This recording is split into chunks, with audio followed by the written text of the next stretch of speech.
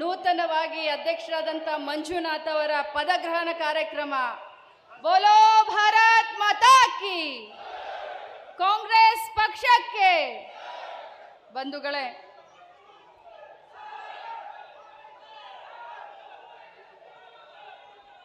ನೂತನವಾಗಿ ಯೂತ್ ಕಾಂಗ್ರೆಸ್ನ ಚುನಾವಣೆ ನಡೆದ ನಂತರ ಅಭೂತಪೂರ್ಣವಾದಂಥ ಜಯಬೇರಿಯನ್ನು ಬಾರಿಸಿ ಇಡೀ ಕರ್ನಾಟಕ ರಾಜ್ಯಾದ್ಯಂತ ಸುತ್ತಾಡಿ ಅತ್ಯಧಿಕ ಮೆಂಬರ್ಶಿಪ್ಪನ್ನು ಮಾಡಿ ಇವತ್ತು ಮಂಜುನಾಥ್ ಗೌಡ್ ಅವರು ಮತ್ತು ಅವರ ಎಲ್ಲ ಚುನಾಯಿತ ಸದಸ್ಯರ ಈ ಒಂದು ಪದಗ್ರಹಣ ಕಾರ್ಯಕ್ರಮದಲ್ಲಿ ಭಾಗವಹಿಸಿದಂಥ ನಿಮ್ಮೆಲ್ಲರ ಮಾರ್ಗದರ್ಶಕರು, ರಾಜ್ಯದ ಉಪಮುಖ್ಯಮಂತ್ರಿಗಳು, ಪಕ್ಷದ ಅಧ್ಯಕ್ಷರಾದಂಥ DK ಶಿವಕುಮಾರ್ ಸಾಹೇಬ್ರೆ,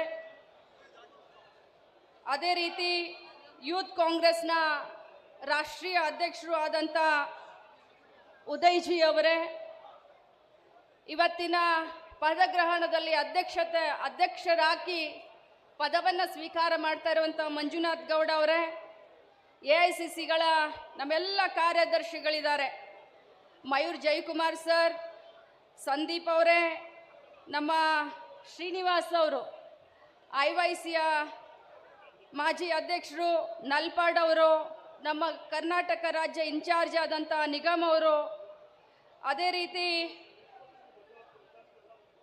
ಅಭಿಷೇಕ್ ದತ್ ಅವರು ಬಂದಿದ್ದಾರೆ, ಮನ್ಸೂರ್ ಖಾನ್ ಅವರು ಮತ್ತು ಬಹಳಷ್ಟು ಯುವಕರನ್ನ ಮತ್ತು ಮಾಧ್ಯಮದ ಸಹೋದರರೇ. ನನಗೆ ಗೊತ್ತು ಸಮಯ ಜಾಸ್ತಿ ಆಗಿದೆ, 1.5 ಗಂಟೆ ಆಗಿದೆ, ಎಲ್ಲರೂ ಹಶು ಆಗಿದೆ. ಆದರೆ ನಮಗೆ ಯುವಕರು ಅಂತಂದರೆ ಒಂದು ಭರವಸೆ. ನಾನು 5 ನಿಮಿಷದಲ್ಲಿ ನನ್ನ ಭಾಷಣವನ್ನು ಮುಗಿಸ್ತೀನಿ. ತಾವೆಲ್ಲ ಭಾಷಣ ಕೇಳಕ್ಕೆ ತಯಾರಿದ್ದೀರಂದರೆ ಭಾಷಣ ಮಾಡ್ತೀನಿ. ಭಾಷಣ ಕೇಳಕ್ಕೆ ತಯಾರಿದ್ದೀರಾ? ಕೈ ಮಾಡಿ. ಈ ಕಡೆ ಮಾಡೇ ಇಲ್ಲ, ಈ ಕಡೆ ಮಾಡೇ ಇಲ್ಲ. ಯುವಕರು ಅಂತಂದರೆ ನಮ್ಮ ದೇಶದ ಶಕ್ತಿ ಅಂತ ಹೇಳ್ತೀವಿ. ಅದೇ ಪ್ರಕಾರ ಇದೇ ಯುವಕರು ಅಂದರೆ ಕಾಂಗ್ರೆಸ್ ಪಕ್ಷದ ಶಕ್ತಿ ಇಮ್ಮಡಿ ಆಗುತ್ತೆ ಅಂತ ಹೇಳಲಿಕ್ಕೆ ನಾನು ಬಯಸ್ತೇನೆ. ಇವತ್ತು ನಮ್ಮ ಪಕ್ಷ ಅಧಿಕಾರಕ್ಕೆ ಬರಬೇಕಾದ್ರೆ ತಾವೆಲ್ಲರೂ ಕೂಡ ರಾತ್ರಿ ಹಗಲು ಕೆಲಸ ಮಾಡಿದ್ದಕ್ಕೆ ಇವತ್ತು ರಾಜ್ಯದಲ್ಲಿ 136 ಸೀಟ್ಗಳನ್ನು ಗೆದ್ದು ತಮ್ಮೆಲ್ಲರ ಸಹಕಾರದಿಂದ ಇವತ್ತು ರಾಜ್ಯದ ಜನತೆಗೆ ಕೊಟ್ಟಂತ ಭರವಸೆಗಳನ್ನು ನಾವೆಲ್ಲ ಈಡೇರಿಸ್ತಾ ಇದ್ದೀವಿ.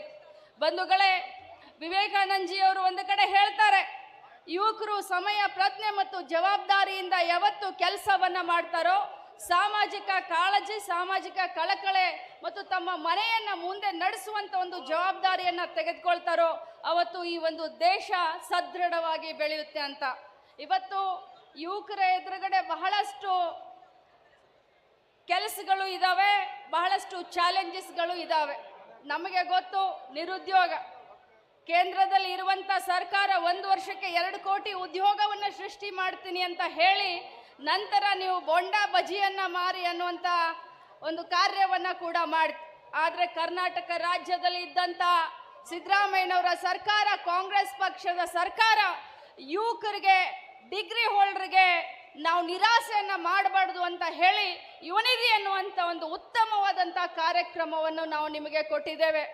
ಬಂಧುಗಳೇ, ನಮ್ಮ ಎದುರುಗಡೆ ಇರುವಂಥ ಸವಾಲುಗಳು, ಇಡೀ ದೇಶದಲ್ಲಿ ಮತೀಯ ಶಕ್ತಿಗಳನ್ನು ಯಾವ ರೀತಿ ನಾವು ಸಂವಿಧಾನವನ್ನು ಗೌರವ ಕೊಡಬೇಕು, ಸಂವಿಧಾನಕ್ಕೆ ಎಲ್ಲರೂ ನಾವು ಸಮಾನರು ಅಂತ ಇವತ್ತು ಮುನ್ನಡಿಬೇಕು.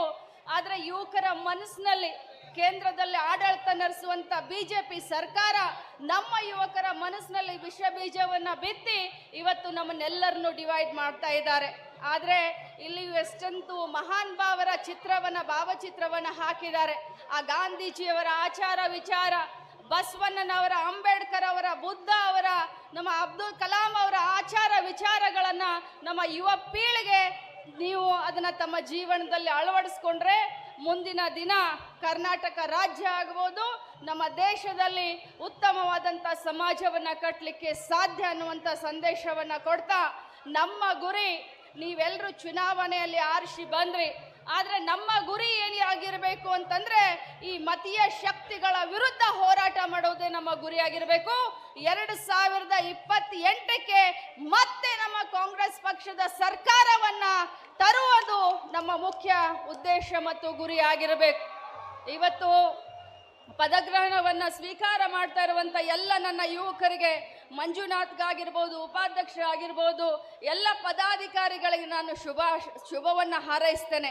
ಯಾಕಂದರೆ ಇವತ್ತು ಯೂತ್ ಕಾಂಗ್ರೆಸ್ನಿಂದ ನಮ್ಮ ದೇಶದಲ್ಲಿ, ನಮ್ಮ ರಾಜ್ಯದಲ್ಲಿ ಅನೇಕರು ದೊಡ್ಡ ದೊಡ್ಡ ನಾಯಕರಾಗಿದ್ದಾರೆ.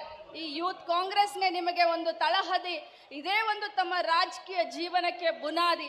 ಆದರೆ ಬರೀ ಅಧಿಕಾರದ ಹಿಂದೆ ಹೋಗದೆ ಪಕ್ಷವನ್ನು ಗಟ್ಟಿಗೊಳಿಸಿದ್ರೆ, ಪಕ್ಷ ಉಳಿದ್ರೆ ನಮಗೆ ನಾಳೆ ಅಧಿಕಾರ, ಪಕ್ಷ ಉಳಿದ್ರೆ ಸಮಾಜದಲ್ಲಿ ಶಾಂತಿ, ಪಕ್ಷ ಉಳಿದ್ರೆ 4 ಜನರಿಗೆ ಕೆಲಸ ಮಾಡಿಕೊಡ್ಲಿಕ್ಕೆ ಬರುತ್ತೆ ಅನ್ನುವಂಥ ಒಂದು ತಾತ್ಪರ್ಯವನ್ನು ತಾವು ಇಟ್ಕೊಳ್ಬೇಕು. ಪಕ್ಷಕ್ಕೆ ಒಂದು ಗಟ್ಟಿಯಾಗಿ ಶಕ್ತಿಯನ್ನು ತಾವು ಕೊಡಬೇಕು. ಏನು ಇವತ್ತು BJPಯವರು ABVP ಇರಬಹುದು, RSS ಅವರು ಇರಬಹುದು, ಅಥವಾ ವಿದ್ಯಾರ್ಥಿ ಏನೇನು ಮಾಡ್ತಿರ್ತಾರೆ, ಅದ್ರ ಎಲ್ಲದರ ಬಗ್ಗೆ ತಾವು ಕಾಳಜಿಯನ್ನು ತೆಗೆದುಕೊಳ್ಬೇಕು.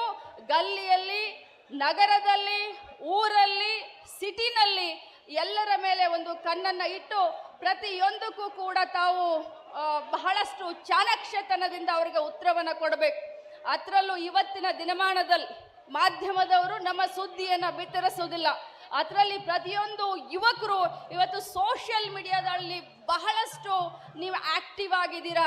ಅದಕ್ಕೋಸ್ಕರ ನಾನು ಕಳಕಳಿಯಿಂದ, ಕಾಳಜಿಯಿಂದ ತಮ್ಮ ಹತ್ರ ವಿನಂತಿಯನ್ನು ಮಾಡ್ಕೊಳ್ಳೋದಂತಂದರೆ, ನಮ್ಮ ಪಂಚ ಗ್ಯಾರಂಟಿ ಮತ್ತು ನಮ್ಮ ಕಾಂಗ್ರೆಸ್ ಪಕ್ಷದ ಸರ್ಕಾರ ಮಾಡ್ತಾ ಇರುವಂಥ ಕೆಲಸದ ಬಗ್ಗೆ ತಾವು ಸೋಷಿಯಲ್ ಮೀಡಿಯಾದಲ್ಲಿ ಆದಷ್ಟು ಜಾಸ್ತಿ ಪ್ರಚಾರವನ್ನು ಕೊಡಿ ಅಂತ ಹೇಳ್ತಾ, ತಮ್ಮೆಲ್ರಿಗೂ ಕೂಡ ಶುಭಾಶಯವನ್ನು ಹೇಳಿ, ತಮಗೆ ಆ ಭಗವಂತ ತಮ್ಮ ಭವಿಷ್ಯವನ್ನು ನಿರ್ಮಾಣ ಮಾಡಲಿಕ್ಕೆ ಒಂದು ಅವಕಾಶ ಕೊಟ್ಟಿದ್ದಾರೆ. ಜನ ತಮ್ಮನ್ನ, ಹುಡುಗರು ತಮ್ಮನ್ನ ಮೆಚ್ಚಿ ತಮಗೆ ಒಂದು ಅವಕಾಶ ಕೊಟ್ಟಿದ್ದಾರೆ. ಮಂಜುನಾಥ್ ಅವರ ಸಾರಥ್ಯದಲ್ಲಿ ಯೂತ್ ಕಾಂಗ್ರೆಸ್ ಗಟ್ಟಿಗೊಳ್ಳುತ್ತೆ. 2028ರ ಚುನಾವಣೆ ಫಲಿತಾಂಶಕ್ಕೆ ಮತ್ತೆ ಯೂತ್ ಕಾಂಗ್ರೆಸ್ ಸನ್ನದ್ಧ ಆಗುತ್ತೆ ಅನ್ನುವಂಥ ಮಾತಿನೊಂದಿಗೆ ನನ್ನ ಮಾತನ್ನು ಮುಗಿಸ್ತೀನಿ. ಜೈ ಹಿಂದ್, ಜೈ ಯೂತ್ ಕಾಂಗ್ರೆಸ್.